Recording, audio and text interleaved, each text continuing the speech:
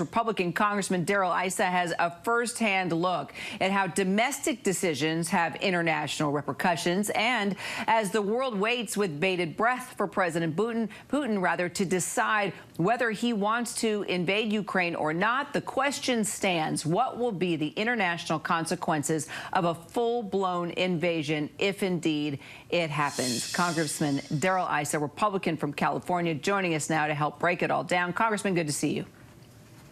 Well, thanks for having me on. And there couldn't be a more appropriate time to talk about what President Putin's goals clearly are. And you said it well in the lead up to this. The goal is to retake the old Soviet Union either by force or by influence. And as of right now, he's pretty far along on exactly that. Already took Crimea, has obviously affected Georgia, and now Ukraine. He'd like to take the rest that he doesn't already control. So what is your sense? President Biden is saying that he believes within a few days an invasion is very high. Is this rhetoric or is this real? Well, we told all Americans to get out in no uncertain terms. The president made it clear he will not support Americans who are still there. We've removed virtually all of our embassy staff.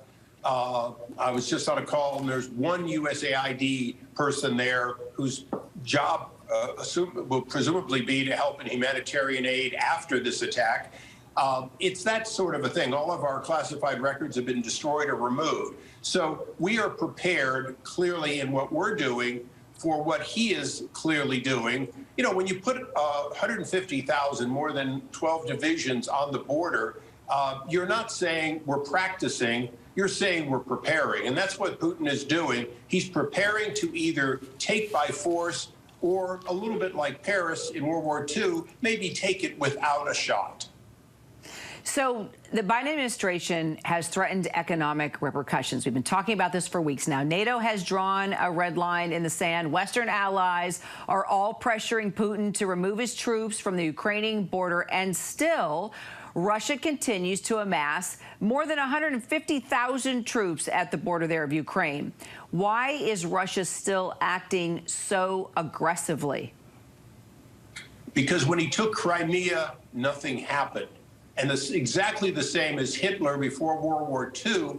If you let a despot who plans to take everything take pieces without repercussion, then he will take more. And this is what's happening. If he gets Ukraine directly or indirectly, he will still come for more until he has Poland, until he really has, if you will, the old Soviet Union.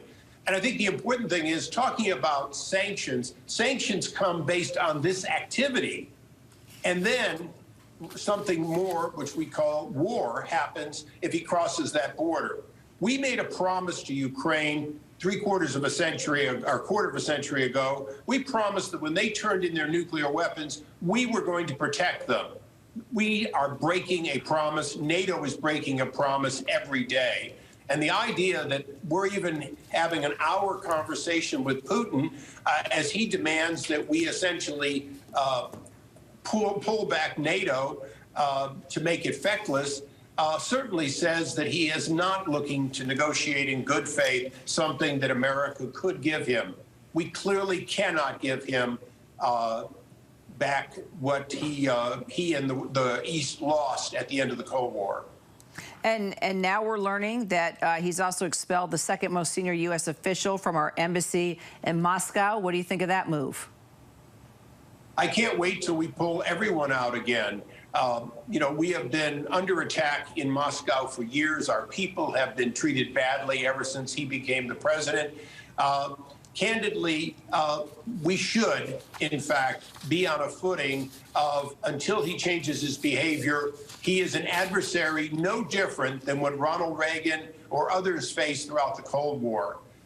The difference now, quite frankly, is that this is a smaller economy with a bigger ambition. And I think that's what we have to take a look at is Putin willing to use all of his oil and natural gas resources to intimidate us until he gets what he wants?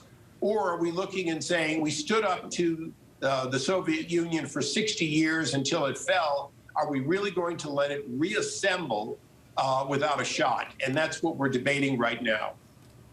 Final thought, as a member of the subcommittee on Africa, global health, and global human rights, do you think there is a pressing human rights issue at risk here in Ukraine now? There absolutely is. The effects on these people will be disastrous, and there's very little doubt but that it's going to be a cold winter, literally and figuratively, in Ukraine.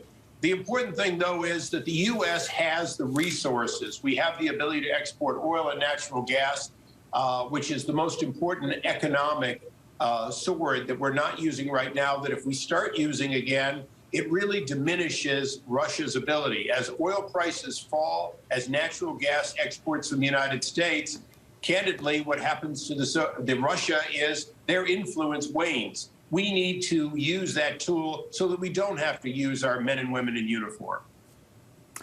Congressman Issa, appreciate your time today. Thank you. Hi, everyone. George Stephanopoulos here. Thanks for checking out the ABC News YouTube channel. If you'd like to get more videos, show highlights, and watch live event coverage, click on the right over here to subscribe to our channel. And don't forget to download the ABC News app for breaking news alerts. Thanks for watching.